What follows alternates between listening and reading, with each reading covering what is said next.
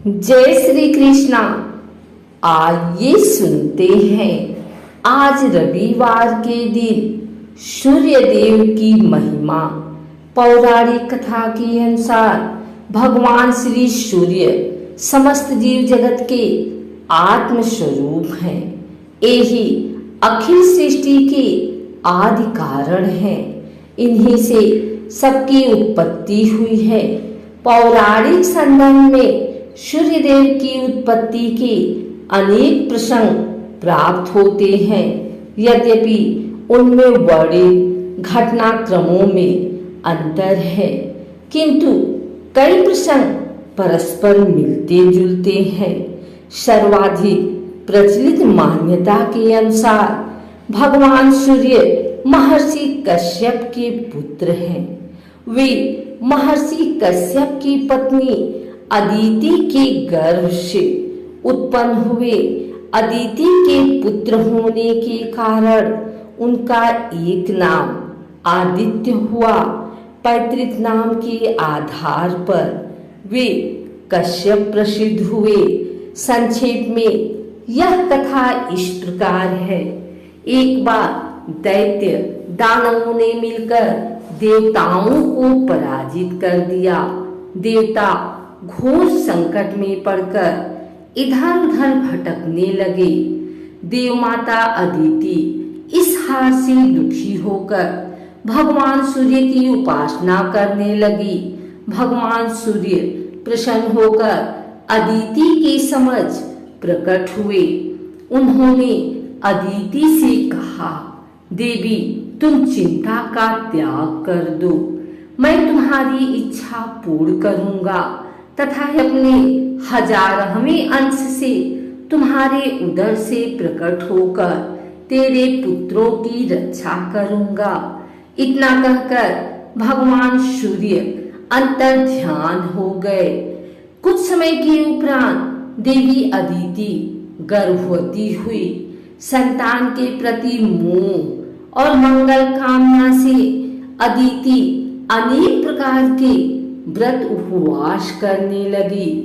महर्षि कश्यप ने कहा, अदिति तुम गर्भवती हो, तुम्हें अपने शरीर को सुखी और पुष्ट रखना चाहिए, परंतु यह तुम्हारा कैसा विवेक है कि तुम व्रत उपवास के द्वारा अपने गर्भांड को ही नष्ट करने पर तुली हो।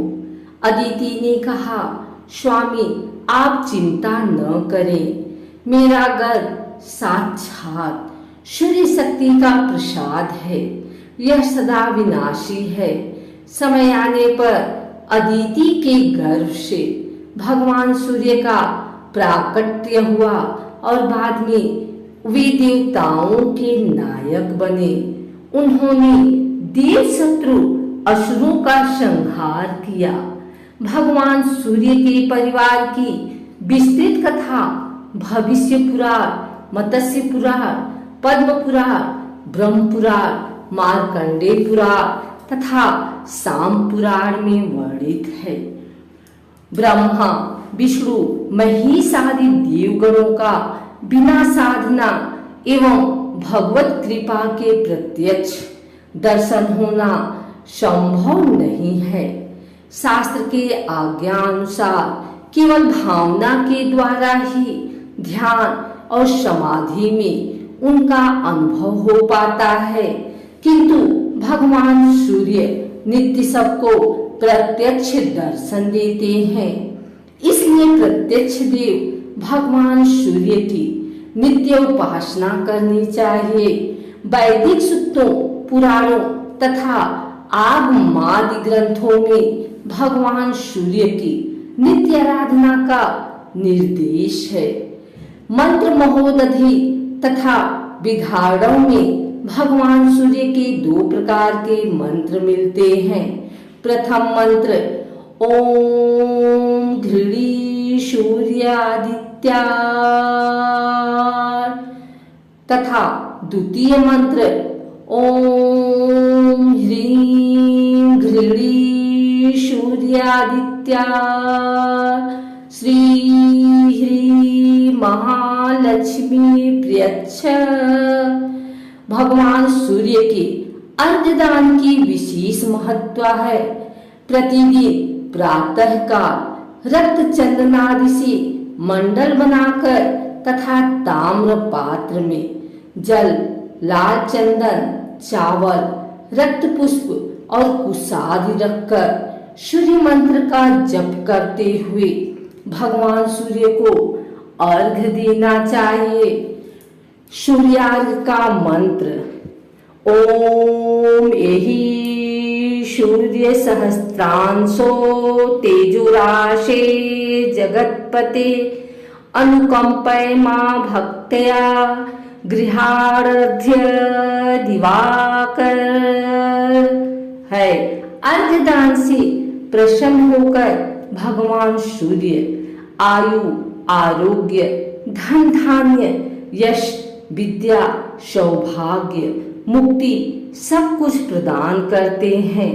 भगवान विराट के नेत्र से जिनकी अभिव्यक्ति है, जो लोग लोचन के अधिदेवता हैं, जो उपासना करने पर समस्त रोगों, नेत्र दोषों, ग्रह पीड़ाओं को दूर करके उपासक की संपूर्ण कामनाओं को पूर्ण करते हैं।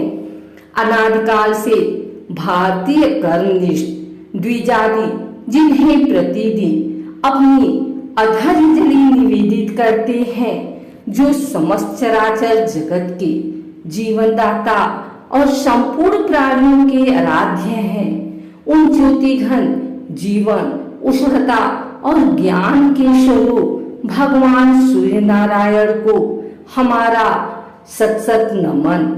दृश्य सूर्यमंडल उनका एक स्थूल निवास है। विश्व में कोटि कोटि सूर्यमंडल हैं। विज्ञान आकाश गंगा के प्रत्येक तारक को सूर्य कहता है। हमारे गगन की आकाश गंगा के पीछे कितने ही निहारिका मंडल हैं। सब आकाश गंगा हैं, सब सूर्यों से जगमगाती हैं। कोई नहीं जानता उनकी संख्या कितनी है। उन सब सूर्यों के अधिष्ठाता भगवान नारायण ही हैं। श्री सूर्य नारायण की आराधना इसी रूप में आराधक करते हैं। महर्षि कश्यप लोक पिता हैं। उनकी पत्नी देव माता अदिति के गर्भ से भगवान विराट के नेत्रों से व्यक्त सूर्यदेव जगत में प्रकट हुए। सूर्यमंडल का दृश्य रूप भौतिक जगत में उनकी दीनी है। विश्वकर्मा की पुत्री संज्ञा से उनका परिणय हुआ। संज्ञा के 2 पुत्र और एक कन्या हुई। श्राद्धदेव वैवस्व मनु और यमराज तथा यमुना जी। संज्ञा भगवान सूर्य के तेज को सहन नहीं कर पाती थी। उसने अपनी छाया उनके पास छोड़ दी और स्वयं घोड़ी का रूप धारण करके तप करने लगी। उस छाया से शनैश्चर, सावर्णी मनु और तप्ती नाम की कन्या हुई। भगवान सूर्य ने जब संज्ञा को तप करते देखा तो उन्हें तुष्ट करके अपने यहाँ ले आए। संज्ञा के बढ़वा घोड़ी रूप से अश्विनी कुमार हुए। त्रेता में कपिराज सुग्रीव और द्वापर में महारथी कर्ण भगवान सूर्य के अंश से ही उत्पन्न हुए। पक्षीराज गरुड़ के बड़े भाई विंतानंदन अरुण जी भगवान सूर्य के रथ को हाँकते हैं। रथ में 7 उज्ज्वल घोड़े जुटे हैं। अहर्निश यह रथ पूर्ण वेग से चलता रहता है। शौर्य सिद्धांत भी वस्तुतः सूर्य को गतिशील मानता है। भगवान के महान विद्यमान अभी परस्पर इस संबंध में सहमत नहीं है। उनका अन्वेषण चल रहा है। नित्य नए सिद्धांत वहां बनते जा रहे हैं। भगवान सूर्य अपने रथ पर आसीन अविश्रांत भाव से मेरु की प्रदक्षिणा करते रहते हैं। उन्हीं के द्वारा दिन रात्रि, मास, ऋतु, अयन वर्ष आदि का विभाग होता है। वहीं दिशाओं के भी विभाजक हैं। भगवान सूर्य की उपासना 12 महीनों में 12 नामों से होती है। उस समय उनके पार्षद भी परिवर्तित हो जाते हैं। इन पार्षदों में ऋषि, अप्सराएं, गंधर्व, राक्षस, भल और नाग हैं। ऋषि रथ से आगे चलते हुए भगवान की स्तुति करते हैं। गंधर्व गान करते हैं। अप्सराएं नाचती हैं। राक्षस रथ को पीछे से ठेलते हैं। भल रथ योजक बनते हैं और नाग रथ को ले चलते हैं। संध्या भगवान आदित्य की ही उपासना है और वह द्विजाति मात्र का एक अनिवार्य कर्तव्य है।